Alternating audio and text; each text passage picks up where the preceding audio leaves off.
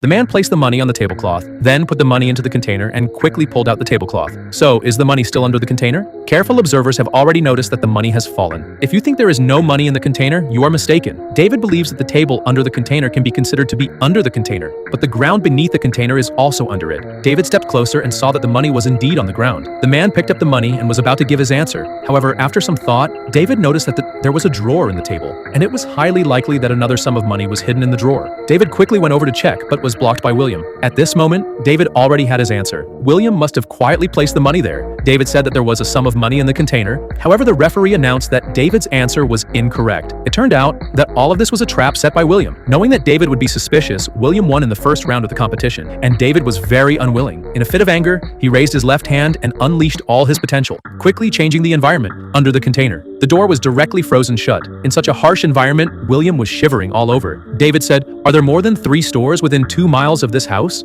William had lived here for a full 5 years and was very familiar with all the surrounding stores. After some thought, William said that there were more than 3 stores. However, the referee announced that William's answer was wrong. Then William asked David a question. "Is there a bomb under this tablecloth?" David didn't find anything related to a bomb in the drawer, and the floor underneath was also empty. However, he didn't realize that there was an unexploded bomb 20 meters underground beneath the house. David confidently said that there was no bomb, and William immediately declared David the winner. William was very puzzled by this because the bomb under the house couldn't possibly have been moved away. Could it be that David had the ability to move the house instantaneously? William quickly checked his computer and found that it had switched from charging mode to battery mode. Then he lit a piece of paper, put it into the container, and created smoke. The next moment, the alarm went off, but the fire extinguisher didn't spray out any extinguishing agent. William was very certain. David's special ability was to change the geographical location of the house. The temperature inside the house dropped to -30 degrees Celsius, and it was highly likely that David had moved the house to the South Pole. This led to the interruption of water and electricity supply, which also explained why there were no stores nearby, and the bomb under the house was gone too.